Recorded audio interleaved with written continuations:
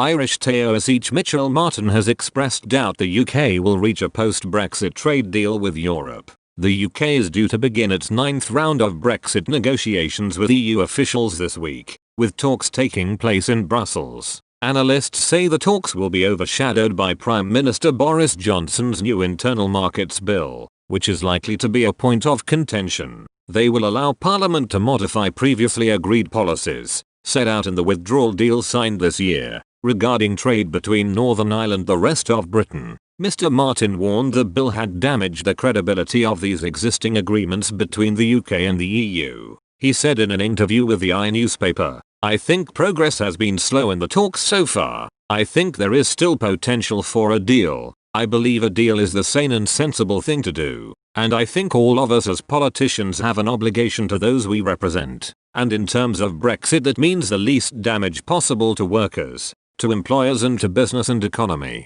I'm not that optimistic, if I'm honest. Just to let you know that the Irish government is preparing its budget in 3 weeks' time on the basis that there will be a no-deal Brexit. That's the basis on which we're preparing the budget, and we're warning and alerting businesses to that terrible reality. Although the Internal Markets Bill has been passed by MPs in the House of Commons, it is not due to go through the House of Lords until November. Foreign Brief reports the UK could use the bill as leverage against the EU, offering to withdraw it in return for a free trade agreement under its terms. Negotiators have said there are a number of sticking points keeping talks at their current standstill. These include fishing, freedom of movement and state aid, among other key topics. Michel Barnier, the EU's top negotiator, said last week the so-called level playing field rules were of particular concern. This refers to business competition rules, which govern how easily governments can grant subsidies to companies within their countries.